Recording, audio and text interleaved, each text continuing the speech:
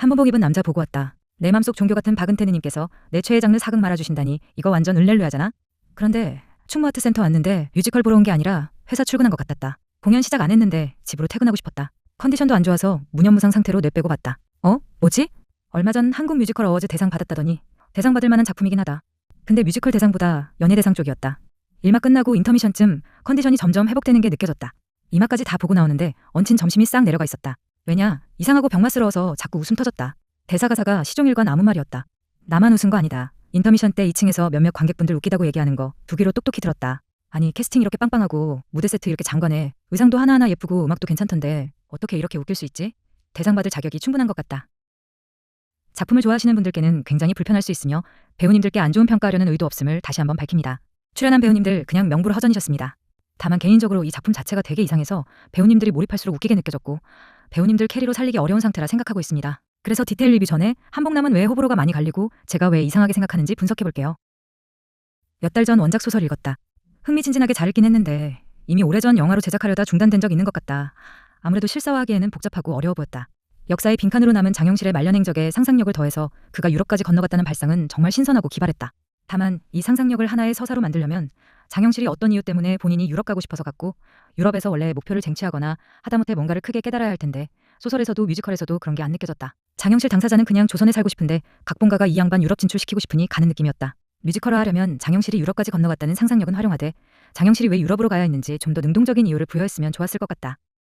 이 작품이 과거와 현재를 왔다 갔다 하다 보니 프랑켄슈타인처럼 주요 배역이 모두 1인 2역이다. 프랑켄슈타인이 재미있는 이유 중 하나는 배우들이 맡는 1인 2역 캐릭터가 상반된 매력을 가지고 있기 때문이다. 그런데 한복남은 시대랑 국적만 다를 뿐 1인 2역해도 비슷비슷하다. 사극의 기본 요소 중 하나는 정치적 대립이라고 한다.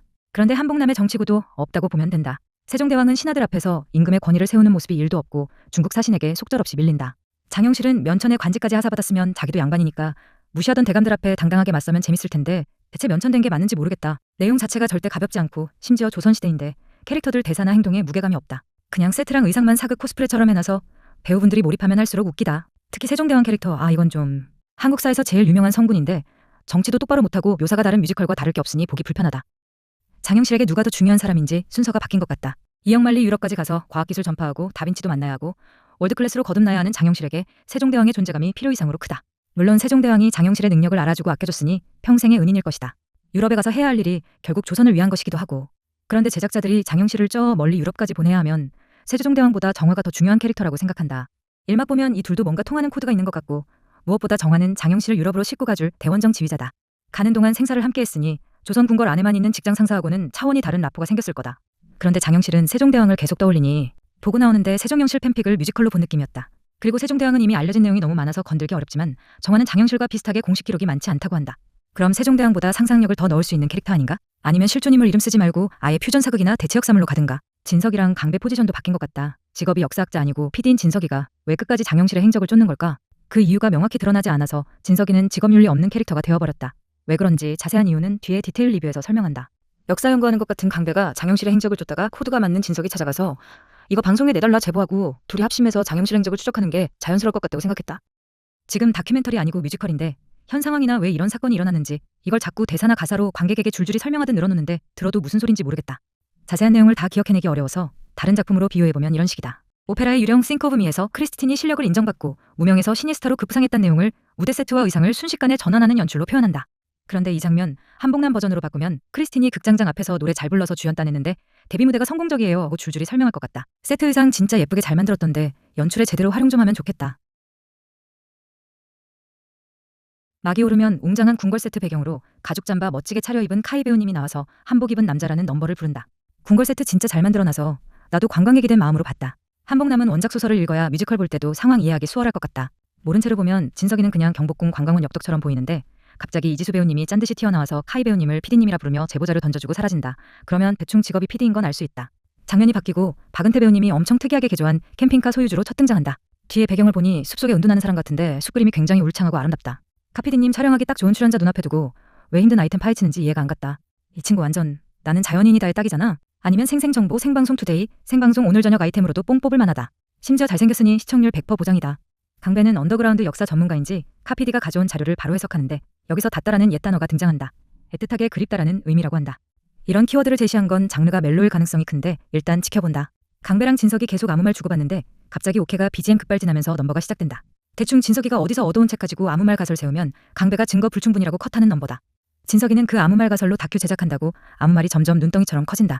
아니 모르는 사람이 덥석 던져준 건데 이 책 자체가 진짜 믿을 수 있는 사료 맞는지 교차 검증도 안 해보고 바로 진행시킨다니 다단계 사기당하기 딱 좋은 스타일이다. 그리고 방송국 윗선에 정확히 검증 안 된 내용으로 제작 컨펌 받았다는 것 자체가 절대 말 안 된다. 원작 소설 속 여러 정황상 진석이는 KBS 소속으로 추정되는데 KBS 사장님 이 뮤지컬 보시면 당황하시는 거 아니야? 아니면 이 양반 그냥 자기가 꽂혀서 컨펌 받았다고 뻥쳤을 가능성도 있다. 이제 타임머신 타고 옛날로 돌아가면 어린 장영실이 곤장 맞으며 첫 등장한다. 얘가 왜 곤장 맞는지 앙상블들이 설명충처럼 설명하고 아리랑가락 짬뽕하고 시계 얘기 나오고 그냥 아무 말 대잔치였던 것 같다. 조선시대에도 촉법 소년이 있었는지 15세 미만은 안 때렸단 설이 있던데 시작부터 아동학대 후덜덜하다. 그래도 아이가 될성 부른 떡잎이라 어른 되어 컴백하는데 박은태처럼 생겼다. 잘생긴 것도 죄인지 여전히 곤장만 맞고 있다. 그렇게 어릴 때부터 곤장만 맞아서 후유증이 심한 것 같다. 얘도 아무 말 대잔치다. 애가 좀 이상하지만 천재란 걸 보여주기 위한 장치로 비차는 이만 넣어두고 새로 발명한 망원경을 선보이는데 좀 모차르트 느낌도 들었다. 어릴 때부터 산전수전 겪다 보니 신내린 직전까지 온 상태다. 망원경 자랑하다가 600년 뒤 오글까지 예언했다. 이 넘버 들어보면 장영실 캐릭터의 주 목표는 헬조선 탈출임을 알 수 있다. 이유는 하늘에 뜬 별을 좋아하고 노비도 꿈꿀 수 있는 세상에 살고 싶어 하기 때문이다.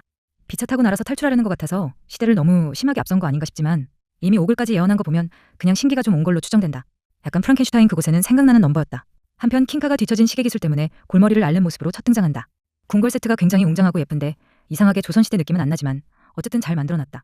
잘 만든 세트에 킹카 나와봤자 레알 화나는 장면이다. 킹카, 그러니까 세종대왕이 명나라 사신 앞에 무릎을 먼저 꿇길래 좀 놀랐다. 일단 조선왕이 중국 사신이 오면 예우한 건 맞고 당시 명나라 사신들 횡포가 엄청 심했던 것 같다.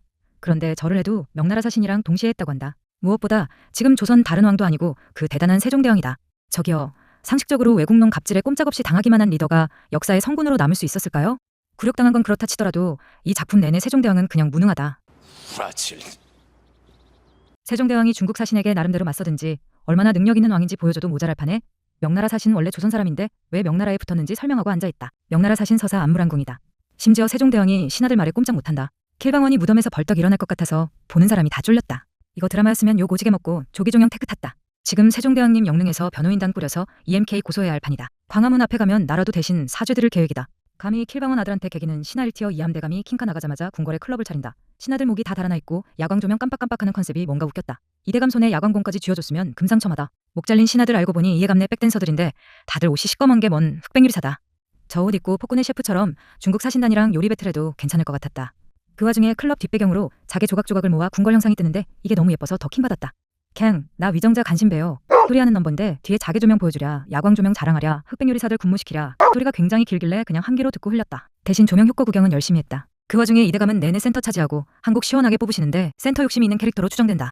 이런 신박한 간신 유뱅은 충무아트 센터보다 국중박에서 하면 괜찮은 이벤트가 될 것 같다. 국중박이 세상 핫해진 현대 시점으로 돌아오면 진석이네 제작팀 인원이 진석이 한 명뿐인지 전문가 섭외도 셀프로 한다. 섭외하려는 전문가는 마 교수님. 진석이가 마 교수님한테 분명 강배 은둔지는 찾기 힘든 곳이라고 했는데 약 1분 후 마 교수님이 아주 쉽게 찾아온다. 그리고 강배의 과거 서사가 언급되는데 뭔 소린지 모르겠다.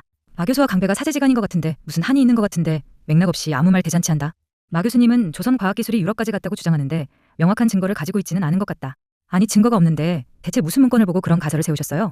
2% 아무 말로들 이야기를 자세히 들어보니 조선시대 장영실은 가마 사건 때문에 파직되었고 이후 행적이 불분명하다. 그런데 유럽의 화가 루벤스가 남긴 그림 중에 한복 입은 남자가 있다는 이유로 장영실이 유럽에 가서 조선 과학기술을 전파했을 거라고 추론한다. 신선하고 파격적인 가설이니 그 근거가 뭔지 화면에 뭐라도 보여주며 차근차근 해설해줘야 납득할 판인데 앞뒤 얼렁뚱땅 갖다 붙여버려서 가쁜 엠넷 비틀즈 코드가 되었다. 옹달샘 캐스팅에도 위화감 없을 것 같은데 민영기 배우님이 넘버를 너무 고급지게 부르시며 예쁜 한복 패션쇼까지 보여주셔서 환장하겠다. 강배 진석이 마 교수님이 아무 말 트리오하는 동안 영실이는 상경에서 심지어 궁궐에 환승이직한 상태. 지방 특수에서 대기업 노비로 커리어 확장한 비결을 대사로 줄줄이 설명해주길래 배우고 싶어서 귀 기울여 들어봤지만 뭔 소린지 모르겠다.